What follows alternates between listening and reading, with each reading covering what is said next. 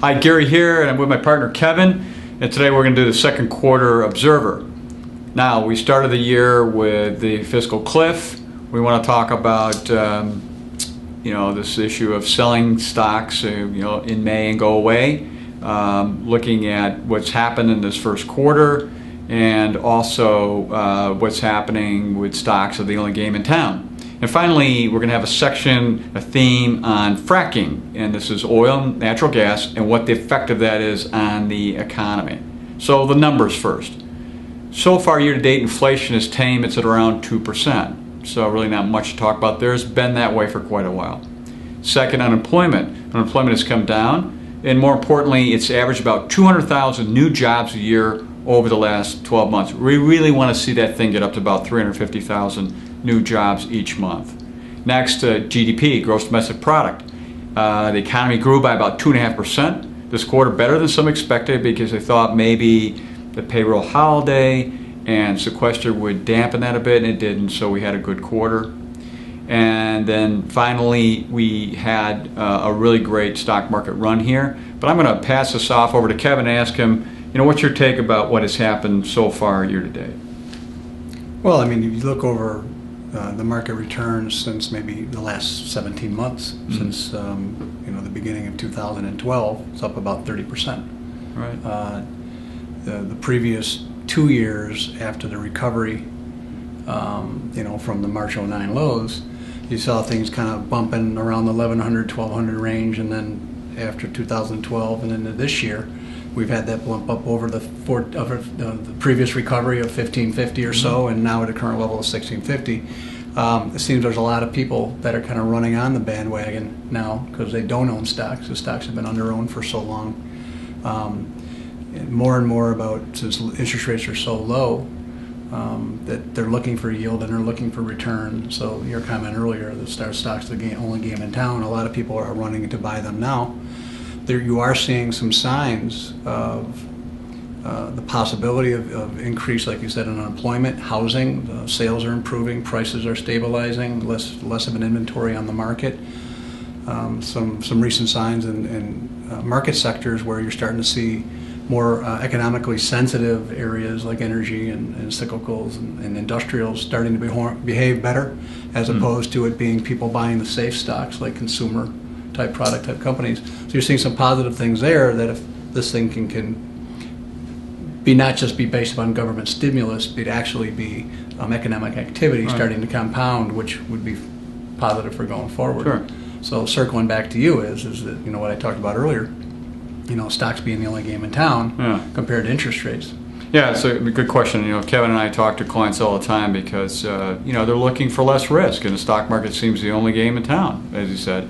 And we look at the other markets, the bond market, but we've had this 30-year bull market, as you're going to see from the chart here, that's ended up with rates very low. In fact, they haven't been this low since 1945. And when you look at that particular chart, the next one, you're going to see from the 40s, 50s, 60s, and into the 70s, the total rate of return in the bond market was in the 0 to 2.5% range. Looks like we might be set up for that same thing going forward, but I'm going to pass it back to you, Kevin. If somebody goes and buys a 20-year government bond and then gets somewhere around 2% or plus, what happens to that if interest rates go up a lot?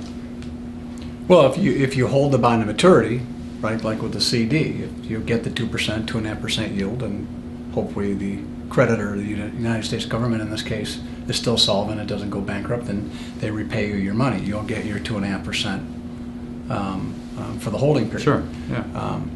If you need to sell that bond in the interim, it's going to be worth 10, 20, or 30% less if interest rates go up 1, 2, 3, or 4%. Right. So, any money that you might need over the next 3, 4, or 5 years should probably not be any maturities that are, anything more than 4 or 5 years. Yeah, and that kind of brings it around again. I've heard this thing all May long. Should we, go sell in May and go away? And we've had some corrections, I think, in the last couple of years. And right. So, what's happened there?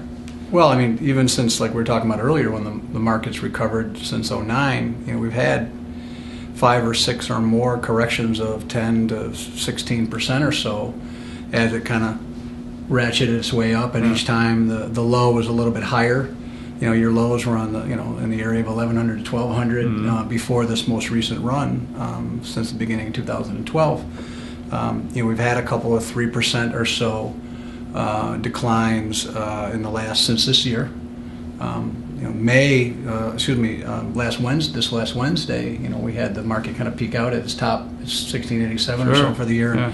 You had a one-day drop around 2%. So you're starting to see some signs. It would not be a surprise to see a decline in value from here. It's a natural type of thing.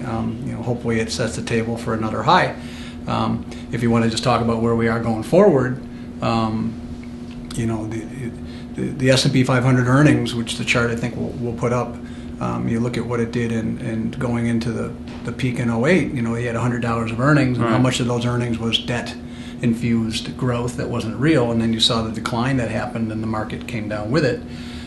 As earnings have increased, and you're seeing some GDP, but not real compounding of GDP growth. You see a lot of government stimulus, over $400 billion a year of government. That money's got to go somewhere. So how much of that is inflating the current projected number of 114 or so in 2013? So those are two things to really kind of balance, is that you do have the prospect of, the slingshot of economic compounding of activity could continue because it's been so dormant really for so long, but how much of it, that momentum is really being carried by government stimulus, and will it carry on its own? So am I in or am I out kind of thing? Yes. Somewhere you got to split the difference and make prudent client-by-client allocation decisions. And Ben Bernanke was in front of Congress and mentioned about taking away the punch bowl a little bit, QE, and then the market corrected. So it's just, to your point, that's exactly what's kind of happened. So it's kind of tricky ground right now. So going forward to the end of the year, it could be a tricky rest of the year. There isn't anything real negative on the horizon, and we have some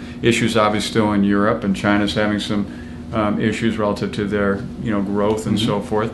So any of those factors could set up for a bad second half of the year, but there isn't anything right now that's striking on the horizon that could do that.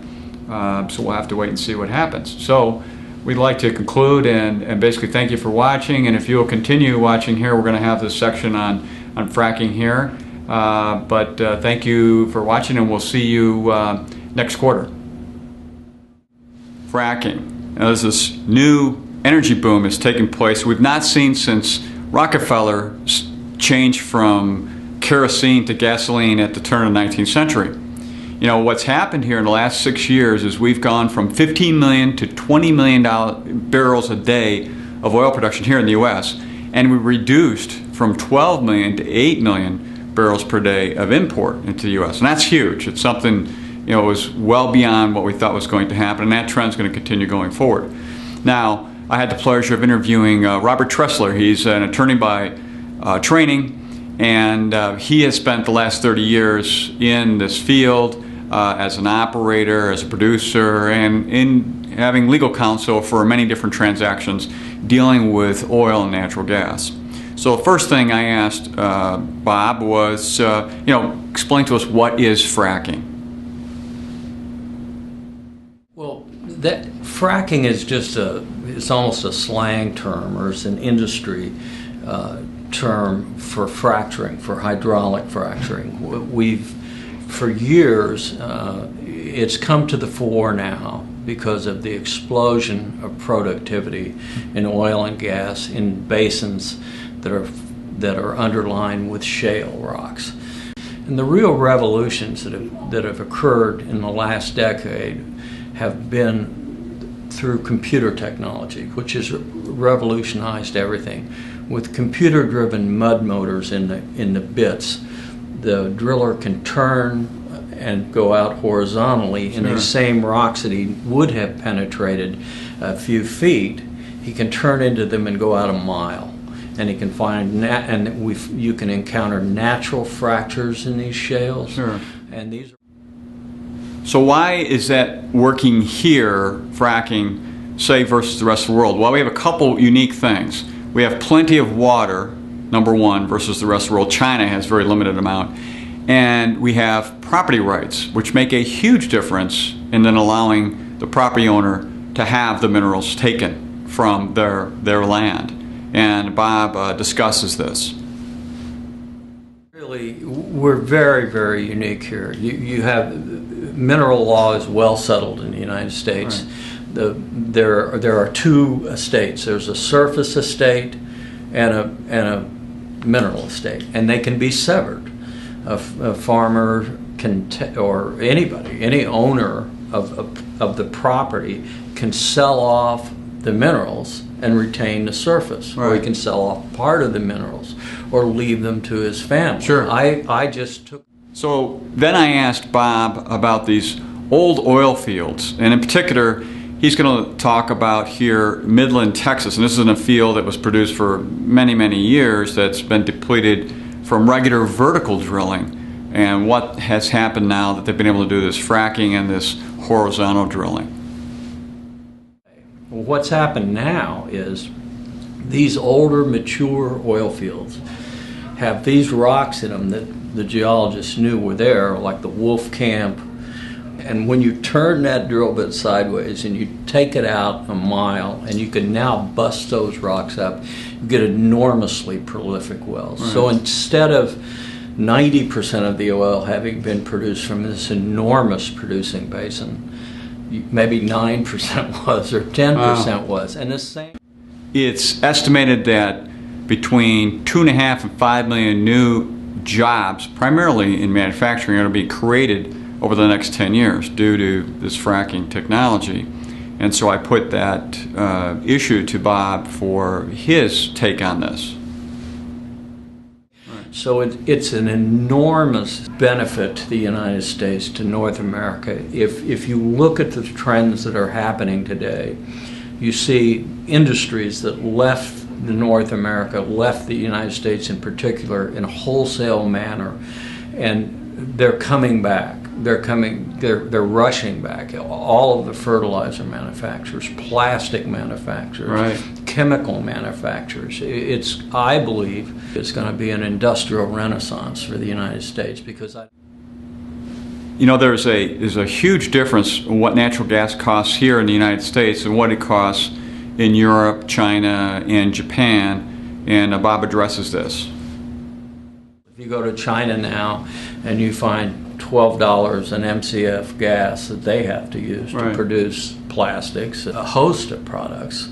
Well, would you want to produce it there and ship it back to the United States with high production costs, even though the cheap labor is never going to cancel out our advantage because of these vast new resources that we're. You know, it's interesting, while the rest of the country is dealing with 7.6% unemployment rate, in North Dakota and areas in Texas, their employment rate in effect is zero, and in fact they need employees, and Bob gives a couple of very interesting comments about this. Holiday Inn Express room that 3 years ago was $89 a night is $280 a night now, if you can get it, and you probably can't. If you go to Williston, North Dakota, the housing is in short supply. The unemployment rate is zero. If you want to go work at McDonald's, somebody's going to have to pay you just under $20 an hour. Wow. If you have a pulse, you can get a job. The effective unemployment rate in the Permian Basin and Delaware Basin, if you go there, there is no unemployment. And finally, we have this real big turnaround in that we're now starting to export more natural gas to the rest of the world. Bob talks about that. Today. And they're now talking about taking these mothballed LNG import terminals that they have and converting gas terminals. Where we were going to be importing liquid natural gas from the Middle East, because we were going to. And they're going to flip this, right? They're now frantically trying to turn those into export terminals. Right. Thank you for watching our second quarter review of the economy and the markets, and this special on fracking. We hope you have a great quarter, and we'll see you next time. Enjoy.